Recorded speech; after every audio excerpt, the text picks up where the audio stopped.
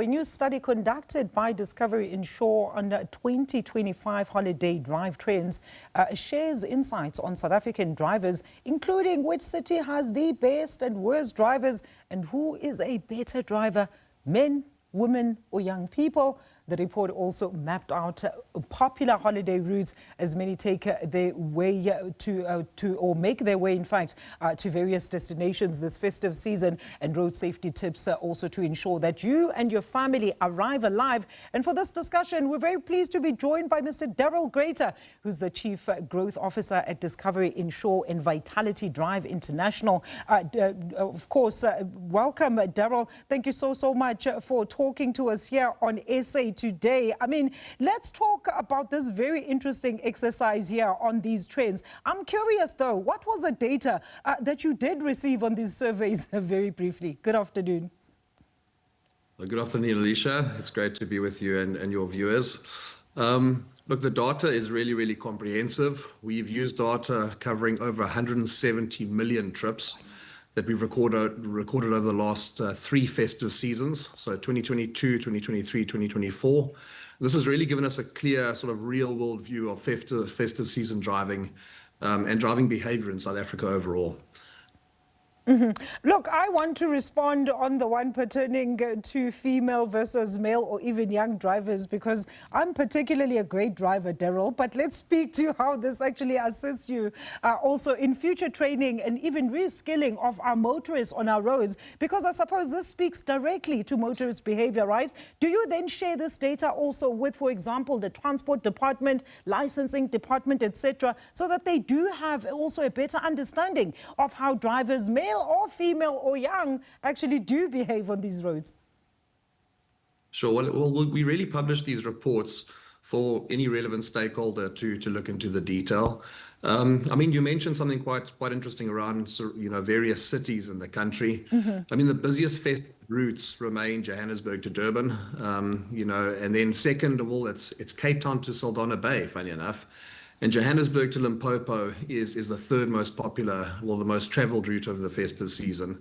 Interestingly, though, although Cape Town's a very popular holiday destination, not so many people drive it because it's obviously a very long drive to get there. But I think linked to those cities, what was fascinating is our data shows a clear difference by city. So Cape Town drivers are generally the calmest, but record the most sharp cornering. They love their corners. Durban drivers are the most aggressive with the highest acceleration and speeding events, where Johannesburg drivers appear the most distracted, where they drive using their cell phone the most behind the wheel. And men and women and the young? You haven't gotten to that data yet. The million-dollar question. So this long-running debate finally has data behind it. And Alicia, you will be very happy to hear that women are overall better drivers. Let me give you some statistics. Men show around 22% harsher acceleration, 25% more speeding, and 43% sharper cornering. Women, however, show higher levels of distraction, including 15% more phone use behind the wheel and 9% more abrupt braking. But overall, women are better drivers. Oh, wow. I couldn't wait for that answer. You were trying to sidestep responding to me, Darryl, but thank you so much. Ladies, the data is in, and I hope you keep improving on your driving. Just be less distracted. So, Darryl, interesting data there, but how does this study then also assist in these various entities also using that data as part of their festive season road safety campaigns? I'm sure you've seen various entities out on the roads and even on the tourism side as well. You've just mapped out some of those popular routes. So what was that? Was that the overall intention behind this survey, to just basically bring highlights to what are some of the biggest trends when it comes to moving traffic, be it tourists or even South Africans moving across parts of the province? Sure, that's a great question. Well, look, first and foremost, this data comes from Vitality Drive, which is our program for incentivizing good driving on South African roads. And we analyze patterns, not necessarily people, but we analyze the patterns for this specific report. And it's very strict data protection, sort of standard approach. And personal information is protected at all the time. So to answer your previous question, we don't share granular information with external entities. This is really a safety and insight tool. Similar to detail you could get from, it's almost like a fitness tracker for your car. But, it's very important that I think South Africa, hears this. We have some of the highest road fatalities per 100,000, people in this country. We're definitely in the top 10 of the world's worst sort of fatalities on the road. And it's important that the typical South African hears this and hears the stats, and we can talk about it a little bit now, just in terms of how to reduce your risk on the road.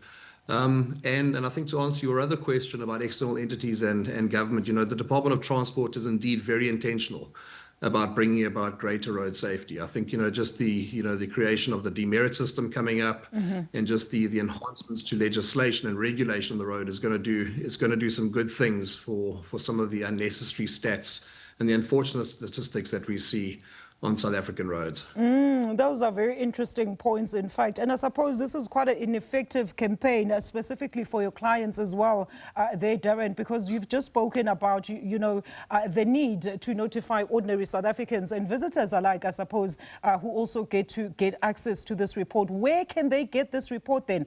Well, those normal, ordinary citizens, should they want to, of course, just make themselves familiar with some of the trends that you've identified. And are you planning to make this into an official study and reference for all festive season? I know you mentioned that you started quite a while back, because I'm sure the trends don't remain fully the same in the ever-changing geopolitical climate as well.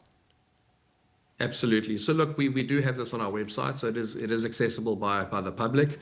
This is something that we will continue to track. To your point, the data does evolve over time, and you can't just assume the same behavior extends. What's really interesting now is that we've added sleep data to the information we have.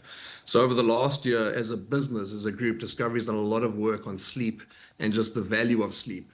And funny enough, it's not just relating to mortality and morbidity.